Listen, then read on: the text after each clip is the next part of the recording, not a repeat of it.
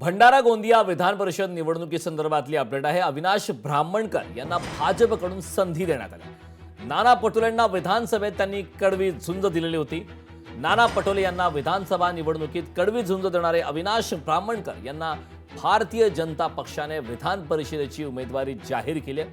उमेदवारी जाहीर झाल्यानंतर ब्राह्मणकर यांनी पक्ष नेतृत्वाचे आभार मानलेत। माझ्यासारख्या सामान्य कार्यकर्त्याला संधी देणे ही भाजपची कार्यकर्ता केंद्रित ओळख आहे असे ते म्हणाले। त्यांच्याशी बातचीत केली आमचे प्रतिनिधी शशिकांत भोयर यांनी। यावेळी आपल्यासोबत भाजपचे भंडारा गोंदिया विधान परिषदेचे उमेदवार आहेत। मागील विधानसभा निवडणुकीत त्यांनी नाना पटोले यांना कडवी टक्कर दिली होती। 208 मतांनी त्यांचा पराभव झाला। असे अविनाश ब्राह्मणकर यांना भाजपने उमेदवारी जाहीर केली आहे। दादा, काय सांगाल, भाजपने आपल्याला ही उमेदवारी दिली, कसं पाहता याकडे? काल संध्याकाळी रात्री माझी भंडारा गोंदिया जिल्हा विधान परिषदेच्या निवडणुकीची उमेदवारी काल जाहीर झाली। मी आमच्या भारतीय जनता पार्टीचे आपल्या महाराष्ट्राचे मुख्यमंत्री आदरणीय देवेंद्रजी फडणवीस साहेब यांचं, आमचे महसूल मंत्री आदरणीय बावनकुळे साहेब, विशेष करून ज्यांच्या नेतृत्वात आम्ही काम करतो, आदरणीय परिणयजी फुके, आदरणीय उपेंद्रजी कोठेकर, बाळाभाऊ अंजनकर, आमचे जिल्हाध्यक्ष आदरणीय अशुभाऊ गोंडाणे, या सर्व वरिष्ठ नेत्यांचं मी या माध्यमातून मी आभार मानतो। तसंच आमचे मित्र पक्ष राष्ट्रवादी काँग्रेस पार्टीचे नेते आदरणीय प्रफुल्लभाई पटेल असो, सर्व वरिष्ठ नेत्यांचं मी या माध्यमातून आभार व्यक्त करतो की माझ्यासारख्या एका साधारण आणि सामान्य कार्यकर्त्याला एवढी मोठी विधान परिषदेची उमेदवारी मला देण्यात आली।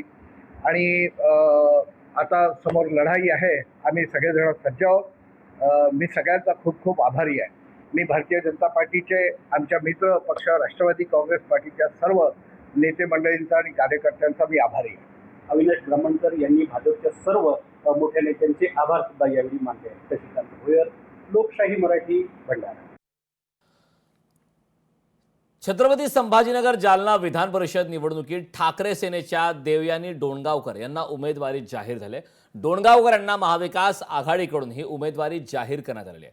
त्यामुळे देवयानी डोणगावकर यांच्याशी संवाद साधला आमचे प्रतिनिधी सचिन बडे यांनी।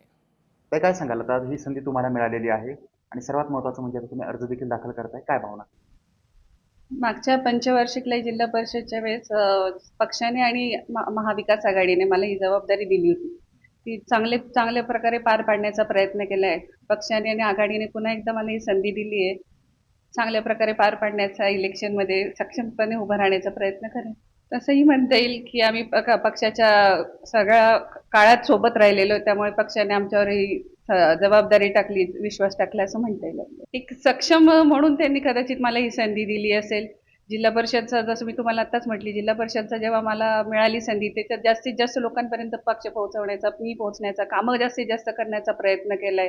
दिलेली जबाबदारी चांगली पार पडली म्हणून परत पक्षाने पुन्हा एकदा जबाबदारी दिली आहे। आपण पाहतोय की आता ही संधी मिळाल्याच्या नंतर मी जनतेपर्यंत पोहोचणार आहे आणि सर्वात महत्त्वाचं म्हणजे या ठिकाणी ही संधी मिळालेली आहे महाविकास आघाडीकडून, म्हणजे शिवसेना उद्धव बाळासाहेब ठाकरे पक्षाकडून देवयानी पाटील डोणगावकर यांना ही संधी मिळालेली आहे। त्यामुळे सर्वात महत्त्वाचं म्हणजे त्या संधीच्या माध्यमातून ते कसं सोनं करतात हे पाहणं महत्त्वाचं आहे। सचिन बडे, लोकशाही मराठी, छत्रपती संभाजीनगर। लोकशाही मराठी, ऐका, पहा, जागरूक रहा।